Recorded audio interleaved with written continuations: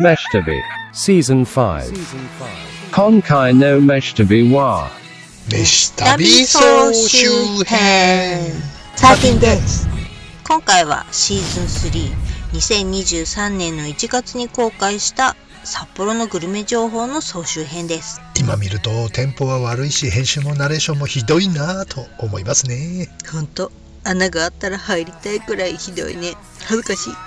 まあ右も左も分かんない YouTube ゼロの状態から恥を忍んで続けてきたからこそ、こうやってこの活動が続けられるぐらいにまで成長できたってことだから、ありがたいことですわ。そうね、いつも応援してくださる視聴者さんありがとうございます。ってことで、それでは早速Let's get it started.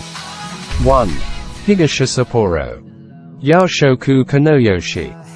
本店は北13条、市内に数店舗になりましたこの吉さん。エビフライ、グラコロとか反則技がいっぱいの洋食店。魅惑的なメニューがいろいろあって悩んじゃうね。結局はエビ軸で行くんでしょうか。だってこれお子様ランチみたいでテンション上がるじゃん。しかもハンバーグ超肉々しくて猛獣気分。若干ソースが濃ゆい系だけど、ワンパクパクパクご飯が進むくんで、地下鉄から近いし、一人暮らしだったら酔っちゃうな。これすんごい人気のパン屋さんだね。まあ次から次へとお客さん来る。ハムカツサンドにフォーリンラブ。絵面欲しさに買ったけどうまくてビビった。これ350円ってんだから驚きだよね。ハムカツの厚さ300万くらいありましたかね。なのにちゃんと美味しいの。美味しいハムカツでしたね。ラーちゃん650円の衝撃。安いよね。人気なわけだ。開店と同時に続々とお客さん。バラエティに富んだお客さんあるね。後ろの常連の兄さん入ってくるなり、生姜焼き肉増しでって、なんて魅惑的な響きなんだろう。常連の証ね。着席前注文。どうしてもどんな生姜焼きなのか見たくて振り向くと笑ったね。大量の肉にマヨネーズのっつりかけてマヨ和え状態。エビマヨならぬ生姜焼きマヨだで。憧れる。俺もやりてえ。めっちゃ後つきが合いそうだね。だろう。飯旅菊水にある一軒家型フレンチレストラン。見渡す限りのマダムやんで満席でしたね。ランチセットは前菜メインが数種から一本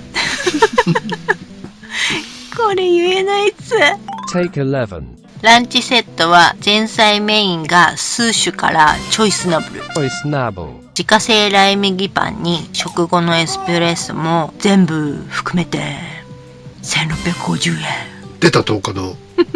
前菜のキッシュパイがさっくり。じゃがいもゴロゴロソーセージの塩気と玉ねぎの甘さがちょうど良いのだ。いやー、メインのお魚美味しかった。青森産スズキのポワレ。ところでポワレって何？ポワレとはフランスパン。フランスパン使わないと思うんだよね。だってポワレとはフライパンで肉や魚をカリッと香ばしく焼き上げる調理法のこと。5.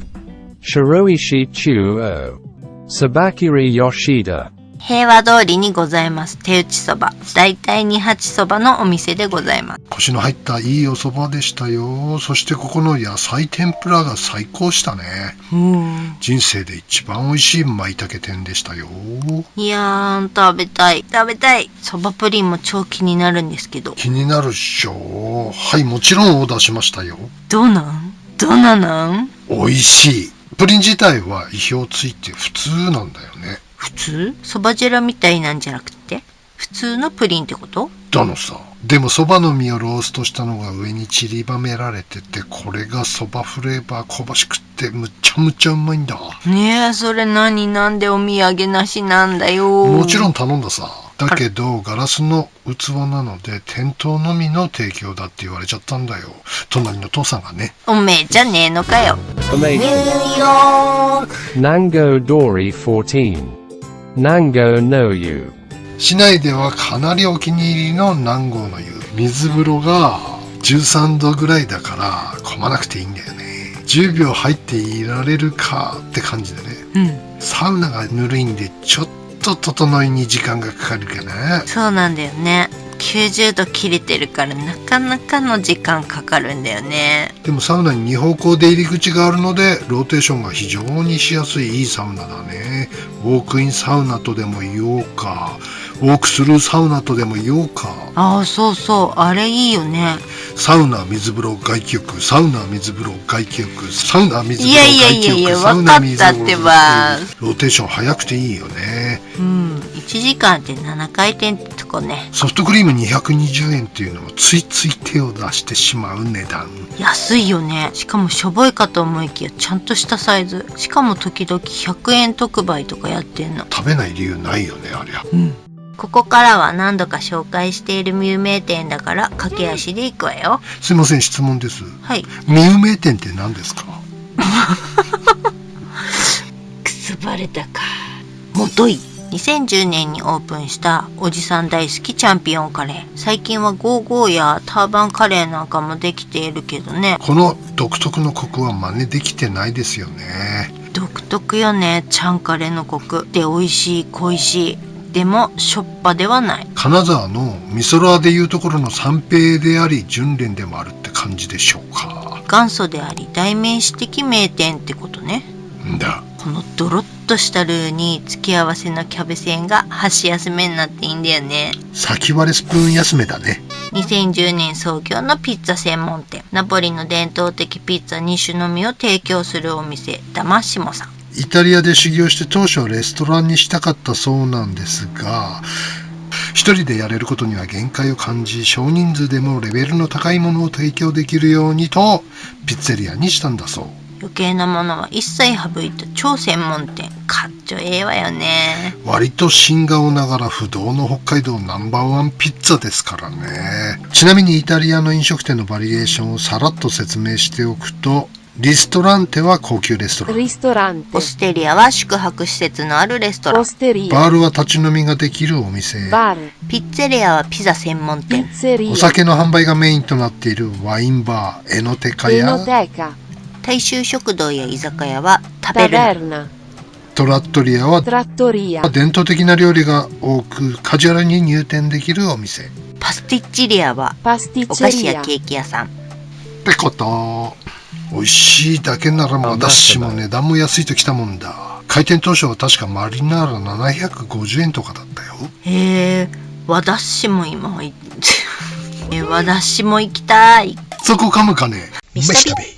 言わずと知れた鶏白湯の名店、札幌鶏白湯のアントニオ猪木ってとこですかね。元気ですか？優しい味の数少ないラーメン屋さんの一つだね。ナナベケセラセラワビスケさん。あとヒエン。どこも鶏白湯のお店。美味しいお店ばっかだね。2001年オープンのスイスドイツ菓子専門店。店名のビーネマヤはドイツ語でミツバチマーヤって意味なんだって。ハッチとは別の人？みなしごハッチ？違う。マーヤとハッチの関係は？他人です。あ、人だったんだ。あ、タバチです。トマト麺のベジさん。前作の殿堂入りスペシャルでも取り上げてる飯旅殿堂入りのお店です。十数年前ですかね、トマトラーメン流行ったの。全国的に結構お店できて一時盛り上がってたんだけど、ほぼほぼ淘汰されましたね。そんな中しっかりとがっちりファンを魅了し続けているベジさんですが、エビ味ってのがね、これ昔からあったかな。気づかなかったね。ずるいずるい、そんなエビトマト味って美味しいに決まってるやつじゃん。美味しかったっすね。これエビ味で見事殿堂入りでございます。ラーメン界にとっては外国人選手みたいな感じですかね、これ。助っ人外国人大活躍だね。あ、これはエビ吉うちのかみさん連れてかな、しばかれるやつっすわ。ミニオムライスやらカルボナーラ丼やらウハウハだらけさ。なあ、それは気になるき。じゃんじゃん。Chikaino Meshitabi wa Gachi de Mata Tabathai。これは困った。何でもプロで食べてくっていうのは大変なことだと思うんすよ。例えばね、野球選手になるなんつったらね、クラスで一番野球が上手いレベルじゃどうしようもないレベルでしょ。そうですね。北海道で1番か2番とかぐらいのレベルまでないと、プロで食っていくのは無理ですわ。プロゴルファーなんてもっと大変でしょ。ああ、そうだね。それに比べて飲食店ってプロ宣言すれば誰でもプロになれちゃう。これがねちょっと厄介なと。才能なしでも資格がなくてもできちゃう商売だからね。かないね。かないよ。調理師免許必要でしょ、って思う人多いと思うんだけど、これ必要ないんだよね。あれ不思議だよね。あれ何のための資格なのじゃあっていう。後出しじゃんけん OK さ。飲食店出しましたつって。調理師免許お持ちですか？いやないんです。じゃあこの講習受けてくださいねで OK だからね。おー、そうだね。オープンして半年後とかに講習に行って OK なんだぜ。はいはいはい。何そのシステムって思うけど、うん、だからさ、とんでもないのがお店やってたりもするわけだよね。確かにそうだね。気をつけないと。怖い怖い。言うなればおじさんがね、うん、平気な顔してプロシンガーですって言って歌ってるようなもんさ。ダメダメ、それはダメです。Only you can make all this world ストップストップストップストップ。Only これを歌に金払えるかい？それはちょっとね、ダメです。バンされるバン。はい。グリーンも歌ってごらん。ででででででででででででで。Only you これに金払わされるわけだよ。怖いですね。気をつけなきゃね。料理って本当に怖いですね。さよなら、さよなら、さよなら。Meshtabi, Season 3. This program is brought to you by Babo and Green. 1. Hiragishi Nijo 11. Men Eiji Hiragishi Base. 2006年創業、ラーメンにジュレを乗せたことで驚かされたのは我々だけではないはず。やったよね。ラーメンにも泡やらジュレやらなんだか楽しくなってきましたよ。ちなみにジュレとは英語で言うゼリーのこと。液体をゼラチンで固めたものでローマ時代から料理に使われていたんだそうだよ。試行錯誤する中で濃厚な味の限界を感じ、すごく美味しいんだけど食べ飽きる。そこでひらめいたのが旨味と酸味なんだって。へえ、それで柚子の香りの和風だしのジュレってわけね。でも一番驚いたのは店主の名前がエイジじゃなかったでしょ。あ、あれ知ってた？それもそうなんだけど、プリンを食べてる時にジュレを思いついたんだってさ。白石中之島通り沿い、地下鉄平岸駅から徒歩 4,5 分くらいかな。鯛茶漬けが食べたくてお邪魔しました。 Exactly. ここはしゃぶしゃぶをお鍋の出汁でしゃぶしゃぶして、さらに漬け汁でしゃぶしゃぶするスタイル。結構しゃぶるね。今までポン酢かごまだれでしか食べたことないからさ、あっさりしてていいねこれ。淡路の藻塩とオリーブオイルで食べるの珍しいね。ね、ごまだれをかけて食べるのを世の中に浸透させたのは吉兆の創業者湯木貞一さんらしいよ。湯木貞一？うん。吉兆ってなんだっけ？ささやきおかみの。そうそう、覚えてた？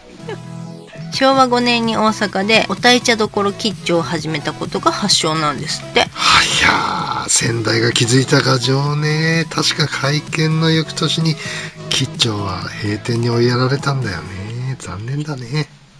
ささやきコントはたけしも大絶賛だったんだけどね。コントではない、コントでは。1990年オープン。ここグリーンがブルーな思い出を作った場所じゃない？もう思い出させんといて。クレープカスタードダラダラ事件。おにゅいのジャケットにダラダラでキーになったよね。へこんだ顔も可愛かったよ。あら、何買ってほしいの？シュークリーム。あら、シュークリーム買いに来たのよ。近年材料の価格高騰、特にバニラが10倍まで上がってしまったため、10倍？人気だったシュークリームが作れなくなってしまったんだって。なに？10倍ってやばくない？やばいよね。くっそ、幻のシュークリームとなってしまったのか。シュエムさんのシュークリームはなんということでしょう。ねえ、アップルパイで我慢して。シエムさんのアップルパイはパイがサクサクでバターの香りがしっかりで美味しいんだから。環状線を挟んだすみれ本店のちょうど向かい側にあります山嵐さん。生命線短いんだよな。指も短いわね。大丈夫大丈夫。憎まれっ子世にはばかるでしょ。あた。この辺りはラーメンの名店密集地帯。ちょっと頑張れば、すみれ、山嵐、麺永寺、純連と、徒歩で名店4軒食べ歩き可能ですよ。面白いね、それ。平岸街道沿いの可愛いお店。美味しいクレープがリーズナブルにいただきます。クレープはアンダー20のイメージだけど、今日はオーバーエイジ枠で参りました。オーバーエイジにも程があるわね。いいからいいから。カスタードずっしり重くってびっくった。ね、マジびっくった。スーパーヘビー級。だけど甘さ控えめもっちもちで美味しかったね。この驚くほど控えめな甘さが罪悪感を解放。罪悪感でしょ。二人ともラーメン直後にもかかわらず3分コンプリートでございます。complete おじさんのキャラメルミルフィーユ、函館のアンジェリック・ボヤージュのミルフィーユみたいでいいね。うまかったね、これ。いいね。平岸街道沿いの人気カレー、牛タンカレーが人気のようです。タンがトロトロで舌を巻くうまさ。タンカレー人も大好きだけど、このタンカレーもうまいっすね。カレーというよりはタンシチューとして美味しいですね。あら、いろいろうまいわね。カツもカツとして美味しい。基本のタンカレーの時点でかなりの肉量なんでね。やっばいわね、肉祭りじゃない。おっさんにはカツがキャパオーバーでしたね、これ。capacity over 後からやってきた皇族客たちが次々超山盛りブロッコリーっていうトッピングを注文。超山盛りブロッコリー美味しそねえ、超うまそうだったんよ。いや、失敗したぜ。カツじゃなくてブロッコリーだったね。う。完全お役所って感じの施設ね。何の施設なのかは全く謎だが、ランチしに行くってのがとてつもない違和感。でもおじさんこういうところを荒らすの好きなんだよね。役所の社員食堂とかよく行くんだよね。好きだよね。昔函館市役所でも食べなかった。美味しくはないわよね、こういうところって。まあ確かにそうなんだけども、おじさんにとってカツカレールーツなんだよね、この社食みたいな場所。うん。元はといえばスキー場の大衆食堂さ。はいはい。一滑り終えてロッジに戻るとカレー臭がしてさ、あのカレーの匂いにドキュンだったよね。うん。カレー臭がするのは今のあなたでしょ。カレー臭もカレー臭もね。確かに。してしない。カツカレーはゼレンスキーの後の最高のごちそうだったのさ。なんかスキー場っぽいでしょ、社食って。うん、確かに。私は醤油ラーメンばっかだったな。醤油ラーメン？醤油ラーメン？バンヘレンも醤油ラーメン派だったみたいだね。そうなの？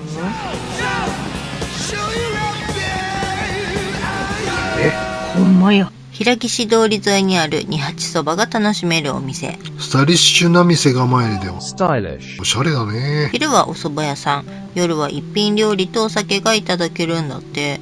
常連ご夫婦は晩酌セットで飲んでたわ。いいね、しめそば最高だぜ。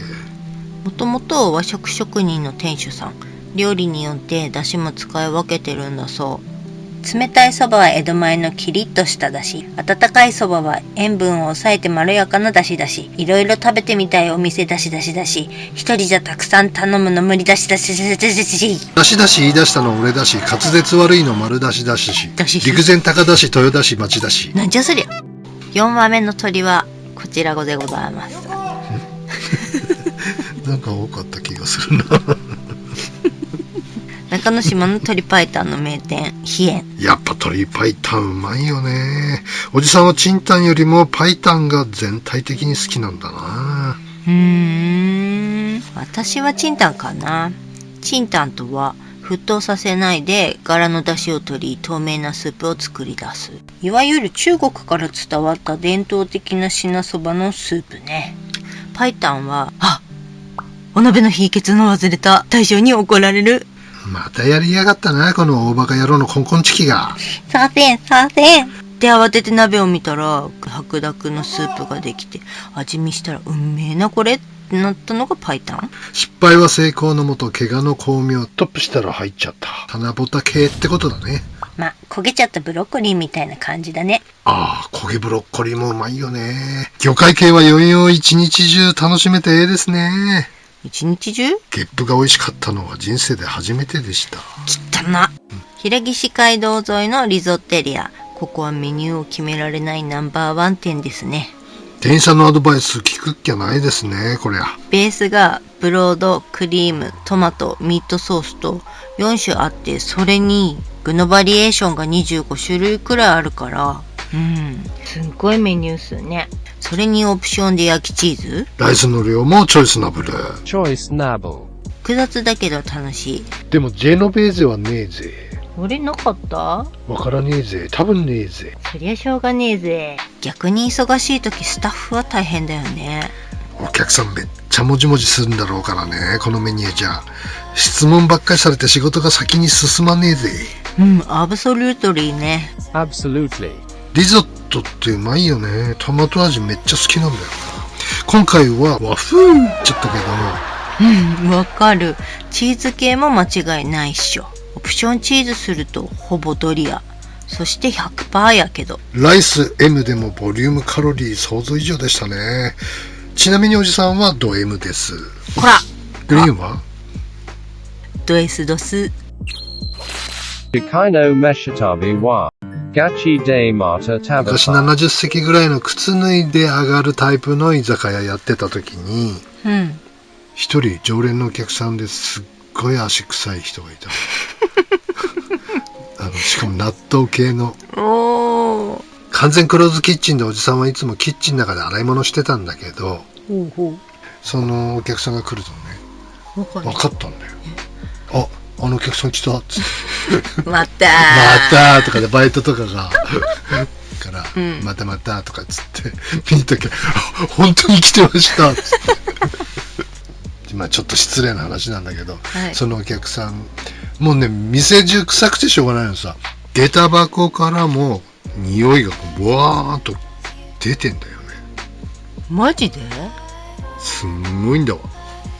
鍵かかってるでしょ、扉閉まって、鼻で70個の下駄箱の中から探し出そうとしてねクンクンって探ってったのよ。あ、ここだワンワンっつって38番だっつって麻薬犬か。消臭スプレー隙間から注入してさ。すごいな。でも鼻は異常にいいよね。自分は臭いのにな自分の匂いはみんな気づかないでしょ。わかんないんです、隣がやで裏がしラーメンみたいな感じさ。マジそんな臭いの？あれは困ったね。いやマジ罰ゲームで納豆靴に入れられましたみたいな、そんな匂いだねやばい、やばすぎる。一体何をしでかしたらその罰ゲーム？俺ならやりかねない。そんな罰ゲームやだ。 Meshtabi. Season 3. This program is brought to you by Babo and Green. 水源地通りグルメ地帯にあるカレー屋さん。1996年開業だからかなりの老舗の部類ね。パリパリチキンが美味しいというパイセンの書き込みを発見。下なめずりでございます。これ初めてじゃないかな。珍しいですよ。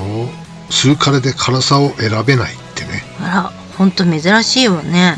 これ大事だと思うんですよね。味が変わっちゃって全く別物になる恐れあるからね。確かにお店推しの辛さで食べたいものね。辛さが足りなければ卓上のシーズニングで調整してねってね。老若にゃんにょ幅広い。来ました。幅広い。幅広い。言えてます。テイク2。老若にゃんにょ幅広いよ。老若にゃんにょ、老若にゃんにょ、老若なんにょ、老若にゃんにょ。Take 7. 老若なんにょ、幅広いお客さんでいっぱいね。最近の中でかなりヒットのスーカレーです。具ごちゃごちゃ入ってなくてシンプルでいいわ。チキンきちんとカットされてて食べやすそうだね。That's right。もうまた食べたい。行こう行こう。チキンきちんとカットされてて食べやすそうだね。チキンきちんとカットされてて食べやすそうだね。チキンきちんとカットされてて食べやすそうだね。チキンきちんとカットされてて。1985年創業、スーカレーの老舗。おい、来たろ。創業の地からは移転してこちらにいらしたようですね。焦げなビッグネームに恥ずかしながら今回初見参でございます。そうなんだ。汗かきたくないから5段階の2にしたんだけれども、結構辛いですね。でも舌に来る尖った辛さではなく体に優しい勝手な思い込みかもしれないけど、成長作用がありそうなスーカレー。シンプル素朴でトラディショナルな traditional, 感じなんだけれども、食べた後もずっと胃の中がポカポカしてて心地よかったですよ。アジャンタよりもある意味アジャンテック。 ajantic, これなんか癖になるわ。そんな感覚って味わったことないな。だよね、おじさんも初めてだよ。中毒性あり。1985年、おじさんがまだブラピみたいだった頃、そんな頃は一度もないでしょ。もしこのカレーを知っていたなら、ギャルを誘っては通い通したことだろうね、このお店に。私は1985年言うたらまだ扇風機の前であーってやってた頃だから、きっと誘ってもらえなかったんでしょうね。めしたべ。雨にも負けず豪雪にも負けず食い歩きは続くのであった。市内に3店舗あるこの系列ラーメン屋さん、前衛的進化系ラーメンなのかしら。店名も新しい感じのタッチだよね。はい、買い出しがおすすめとのことなので、買い出し醤油をいただきました。あ、買い出しといってもショッピングではありませんよ。 shellfish soup stock, です。盛り付けるのは自信のなさの表れと、あーたはいつも言う。そうさ、帽子かぶってサングラスにマスクでごまかすみたいなね。そりゃまるっきりあーたみたいね。ほんまや。買い出しもいろいろ食べてるけど、一番貝の味がする買い出しですね。塩もぜひいただいてみたい。三つ葉で仕上げる和テイストがたまらんっす。あら、珍しいわね、三つ葉。水源地通り沿い10割そばがいただけるお店。4月で11年目を迎えるそうです。大学近いからなのかな。とっても良心的な価格設定だね。盛りそば580円、カツ丼セット830円って安くない？ラーメン1000円前後の時代にありえない価格設定。昭和から慣れ親しんだ蕎麦屋の相場はこんな感じだよね。どちゃれ？今はみんな1000円超えちゃってる感じじゃない？こういう店がまだ残ってて、しかも10割そばでって嬉しいね。ところでさ、そば、これをそばって読むのは強引すぎない？音読みだと凶爆なのよ。それがなんでそばになるわけ？確かにね。でもそんなの北海道の地名にたくさんあるでしょうが。え？これ読める？読めない。恋昼。これシノロ？あ、おしょろか。人狼。地方学？ちっぽまない？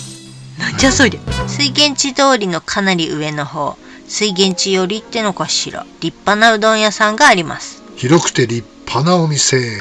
ゲーセン万ぐらいはかかってるんじゃないかなと思うけど、土地別でね。んなかかんのお店って。かかるよ。日ハム新球場だって予想の3倍だったじゃん。あ、そうそう、600億っていくら？いくらって600億は600億でしょが。お金ってかかるのね。パイセンたちの書き込み見ると、鍋焼きうどんが目立つので鍋焼きうどん。高級鍋焼きうどんですよ。鍋焼きうどんがなんと1600円。高っ。麺の硬さを選べるガチガチからやわやわまで6段階。ホール係がオーダーを通すたびありがとうございますと厨房の中から聞こえる声がええですね。天かす52どうぞもありがてえ。うはうはだわね。開店直後なので他のお客10人ぐらいだけど、なんと全員が鍋焼きうどんを注文。そんな人気なんだ。でけえんだこの鍋焼きうどんは。すげえどでかいエビ天が入っててさ、すり身団子やら小籠包まで入ってんだ。小籠包？鍋焼きうどんに？ジャッキー・チェンが水戸黄門に出ちゃったみたいな？相当金積まれたのかな。